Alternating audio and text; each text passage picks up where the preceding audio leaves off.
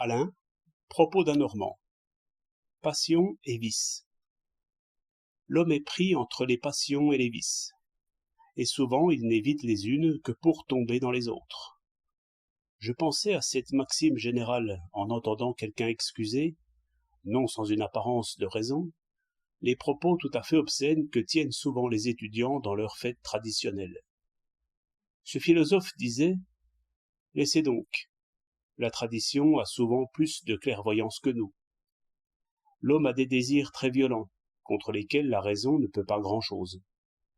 Le pis qui puisse arriver à leur sujet, c'est que nous leur fassions un somptueux vêtement de parole, et qu'ainsi des actes purement animaux arrivent à prendre une espèce de sens mystique.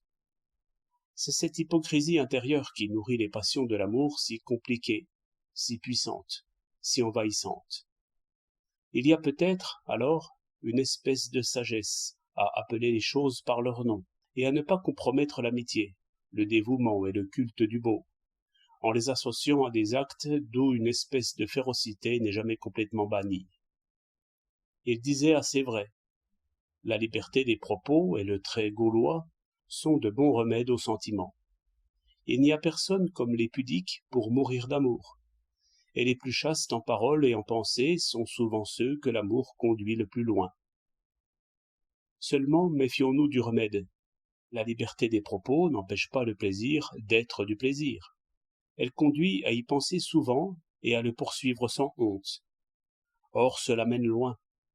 Aucune partie du corps n'est sage par elle-même.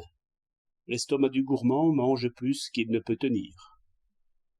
Au contraire, le vieux jeu, l'amour extatique, la romance, le lac, le clair de lune et tout le bric-à-brac des romantiques, cela préserve de la débauche. On court le risque de se tuer à 19 ans, mais on n'est pas gâteux à 40 ans. Je parle des natures violentes. Il y a un milieu où le sage se tient. 24 mars 1907